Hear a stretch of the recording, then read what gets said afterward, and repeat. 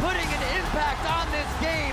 RNG, Royal Never Give Up, looking to lock in the first seed for Group C, and they will do so, heading to the quarterfinals. Welcome everyone to Worlds Tonight, where I am joined by Froskurinn and Kobe to break down day 2 of week 2 of the group stage. And in terms of region representatives, I'm not too happy. Kobe didn't have any stake in today, I guess. And Frosk must be very, very happy, I can imagine. I always have a stake in LOL esports. Yes, you do. Yeah, I'm just going to say, North America didn't lose any games today, so it should be a good day for you. I believe Fetty made the same joke earlier, didn't go over that well, but no North American team today. So let's see, or let's take a look at the storylines before we came into this day and the standings. And it was expected that Royal Never Give Up would do very good, and it was a doubt, will they do it, or will there be another huge upset like we saw yesterday? I actually had a lot of doubt going in today for RNG. I said so on the desk. I just thought that they were going to be figured out a little bit, that the group had insulated them so far, but they proved me wrong. You know, finishing 5-1, having a very strong showing, especially against Samsung. Especially against Samsung at the end of the day. We were also looking at Samsung and at G2 Esports, and it started off quite well for G2 Esports, even though it was a very tough one for them. They went up over RNG, and they kind of knew they had to start the day off with a win. And I have to say, I was even surprised by how convincing that win was in the end for G2, Kobe. Yeah, they definitely started off with a convincing win here. It was so convincing that the analyst desk was all aboard the train, flip-flopping all over with the predictions. They're like, G2, early game team, crushing down turrets. And then, they went away from the Tristana, and that didn't really continue for the rest of the day. But the beginning of the day was a very heartening experience for European fans. I mean, they're just coming off yesterday where Fnatic were able to qualify through that amazing run that they had. And then G2 started the day out with this huge win over RNG and gave a lot of hope to the European fans. Yeah, and I feel like a lot of people were praising RNG for what G2 were actually very good at, which was the macro play. Their macro decision-making, especially in how they were utilizing that pick like Tristana, was just super impressive and very consistent back-to-back. It was kind of these mid-game fumbles where G2 started to slide back a little bit. But if you tighten up maybe 4 different choices over the course of their 2-day appearances or 2-week appearances, G2 could have very easily walked out of this group. Yeah, and it's such a heartbreaker, isn't it? They did have a very tough group, and I do want to take a minute to talk about that second game they had today, G2. They also had to beat Samsung in order to keep their hopes alive and or have their faith in their own hands, and then they made a complete 360 in the draft. But they had the Tristana, and they're like, nah, Kog'Maw, time to go. And like that makes sense. You know, if you know that Samsung are going to play it slow and passive, you know that you're going to be gifted that late game, why not try to take that composition? But then you're still gambling that you're going to 5v5 better Yeah, why not try and than do the Samsung. early game, Kobe? What do you think? I really am a huge fan of Janna Kog'Maw. So them taking that early, I was actually pretty hyped up because I was very confident that Sven and Mythic can pull this off. But then when they were so focused with the jungle bans and all of the picks started getting whittled down to a lot of magic-focused champions, Kog'Maw, the ideal build, does involve a lot of magic damage. He can go this crit, more attack damage build, but it's not the ideal build for him. And so then I felt like they kind of ran out of steam at the end of their draft phase, and it really fell, a lot of the power fell out of it at the end there for them. And then they were just trying to force that one through and make it work. But the initial look I thought was okay. All right, well, it was unfortunate for them in the end, but on the other hand, we did saw a Samsung who we can't forget doing impeccable team fighting, and in the late game, Frost, they seemed absolutely unbeatable before going into that game versus RNG at the end of the day. Yeah, and that's what I had to gamble on in that prediction. I said on the desk, I was like, I think RNG can actually beat Samsung in a 5v5, and during the game, Papa Smoothie was like, that seems pretty risky. I don't know, I think that Samsung could beat SKT and Longzhu in late game 5v5, so saying that they could beat RNG, that's a super risky and bold call, but Samsung, they just, they don't seem so decisive in a lot of their movements. Don't get me wrong, their team fighting and their target selection specifically in the team fighting is impeccable. Where they're layering their CC, when they're catching you out, it's all gorgeous to watch, but it's not as consistent and as crisp as it used to be, say, 2016 last year Worlds. And the good thing about your prediction was it was before the Champion Select, where in the Champion Select, we have a Rumble on one team, and then they split push champion of Camille on the other team, yet they do go for a team fight, and Rumble's very happy, to take advantage of his AoE. And there were really good ultimates actually from Let Me in multiple team fights there. So, I mean, RNG, there were multiple parts. Obviously, people are going to go off about Uzi, but, Xiaohu playing the kind of lone man on the front line, it really did involve a lot of moving parts for them to come together. And I don't think Samsung should have gone for as many 5v5s as they actually did. They continue to kind of draw their split pusher over to the rest of them and not really play to their strengths. Yeah, let me just jump in for a second because we jumped to the last game of the day, which was the decider for the first seed of RNG versus Samsung. So as you already started talking about it, let's take a look at some of the images and plays from that game because as said, Uzi, as always, but to me also the decisiveness here of MLXG and to start those fights in the mid game was very impressive from RNG. And that's the key word there, Sjokz. It's mid-game. You'll look at that draft, you'll see MLXG's leasing, you're like, oh, they probably got ahead in the early game. He was probably making all these ganks happen. His ganks were actually fairly unsuccessful in the major portion of this. It wasn't until the big 5v5s when Let Me really hit his power spike, level 11 Rumble ult, and they needed to look for the big 5v5s. And that's when you saw the Korean patience versus like the LPL aggression come to a head. Yeah, and then we got to see some good kick and insects from him. It was also a pretty good theme that we're seeing, like, a lot of the junglers, the success of a lot of these teams, specifically G2 as well, they had success when Trick was on Sejuani and constant initiations and very decisive. The junglers that have been decisive in initiating and kind of taking this role back up from the supports who used to have it and have had to like pass it off since they're all Ardent Sensor users now, is really determining a lot of the success of the front lines for these teams. And it was also for RNG and MLXG in that last game. If we round up Group C, obviously Fenerbahce and G2 Esports are no longer in the World Championship. Samsung is the second seed and RNG is the first seed. So Frosk, it is just time to talk about what is possible for this team.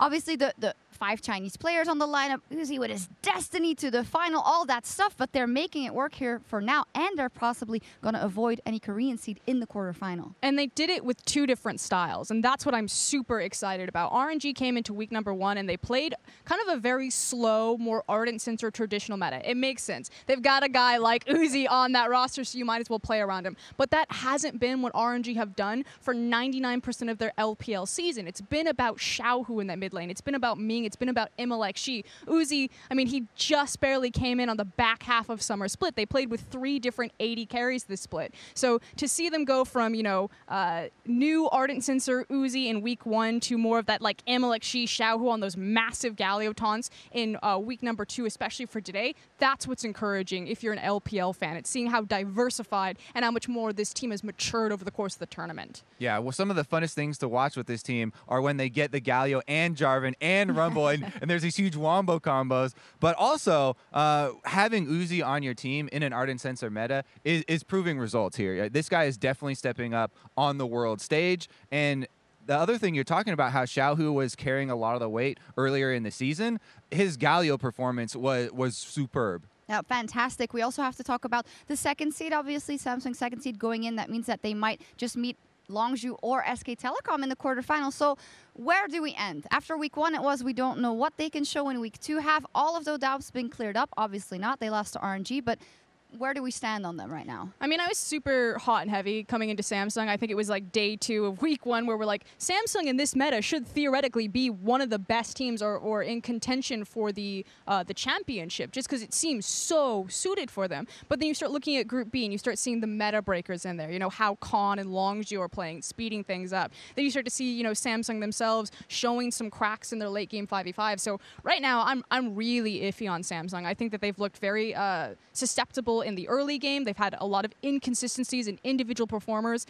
Pretty much every member, Ruler, QV, and Crown have all dropped the ball at one point or another. So I'm just giant question mark pings. Yeah, I'd say biggest question mark for me for this team is Ruler, right? So we talk so much about 80 carries right now, and I don't have the confidence of consistent performances from him, and that's what you need in best of 5s, and that's what we're moving towards. So I think that might be something that could take away. The other thing is the jungle position still switching a bit. They very clearly do need ambition on the field as far as their Baron setup, as far as their late game, objective calling. So I don't know how much they're going to fit Haru in. I think they still probably will at least get him some looks in an entire best of 5, but I don't know how successful or how confident we are in the consistency of this team. Oh, and in them beating, if they bet 2 out of 3 chances that they get Longzhu or SKT, right? Yeah, that's exactly what I was just going to slide in on there. You know, there is going to always be more confidence for a Korean team coming into a best of 5 because those teams have shown so much adaptability over time.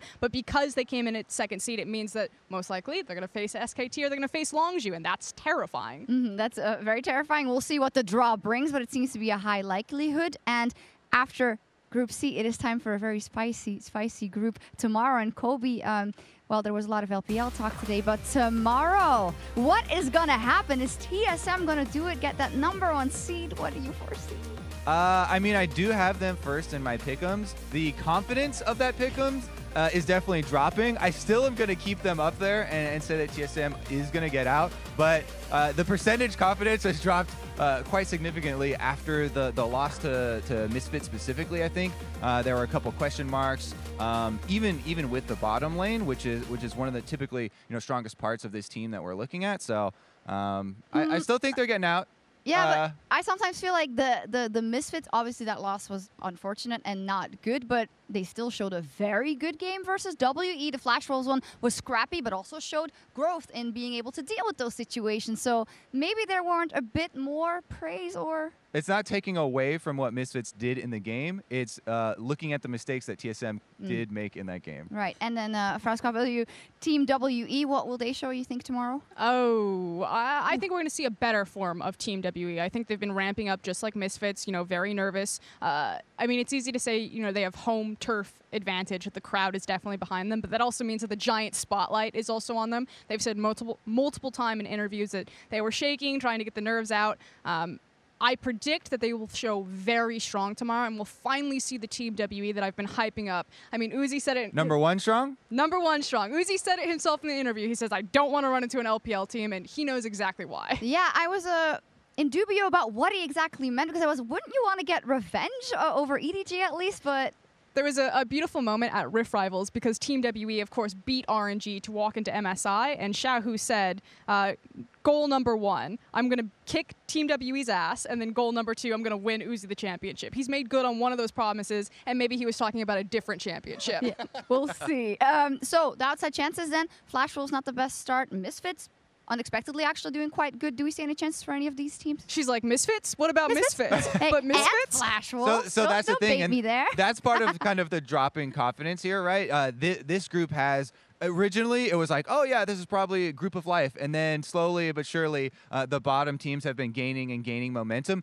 Even Flash Wolves that are 0-3 probably look like the scariest 0-3 team, heading into week 2 of this stage. So they could very well take games off of these teams. And this could be another one where we do come down to tiebreakers, because as you're talking about, the improvements from Misfits are very real. And they were completed on the stage. Those guys... The confidence that they have in their teammates and the atmosphere definitely seems like one of the best things going for them. Yeah, I'm definitely going to throw compliments at Misfits. I think the same comments that I gave to RNG as being a very diversified team, I think Misfits also has. The fact that they can carry from pretty much every single lane. Hansama had a great performance on his Xayah, even though he's not necessarily always the carry. They do have Power of Evil. He can frankly undo TSM. He's proven that time and time. And Alfari, he's definitely been overlooked, but he's playing the Trundle. That Trundle.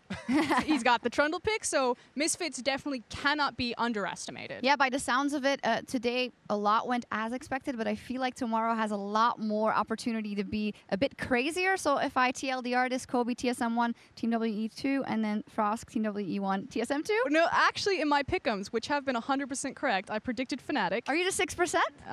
I'm the top percent. Ooh. I actually put TSM WE in my group. There we go. Well, I don't think we need any more hope for the TSM fans for that. We'll see what happens tomorrow. Thank you guys very much for joining me. That was the end of week 2, day 2. Yeah, day 2, week 2 of the group stage. We'll have more action for you tomorrow, so we'll see you then.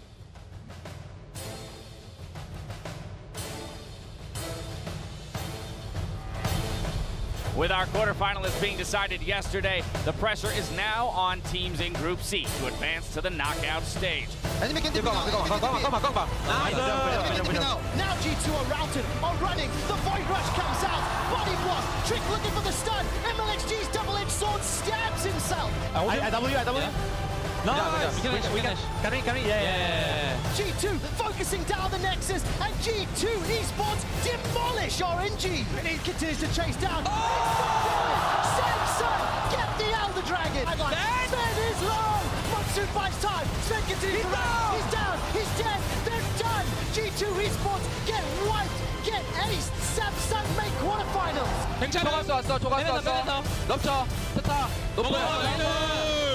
Chong comes down from the quickness, but that's 1, 2, 3 quick kills for Samsung. And Samsung Galaxy eliminate 1907 Fenerbahce from Worlds 2017 playoffs. Well, if Uzi picks one up, let me chomps down on the members of that B. And Uzi will not stop. And he gets the exit from Patton. His RNG is relentless inside the base. Hits up and takes down Frozen. Yeah, just pick me up, so. Let's go. Yeah. Only 3 of them. It feels like it's a pressure game. Be about 2 through there. Beautiful Howling Gale into the last breath. That's the hit onto Patton. We're going!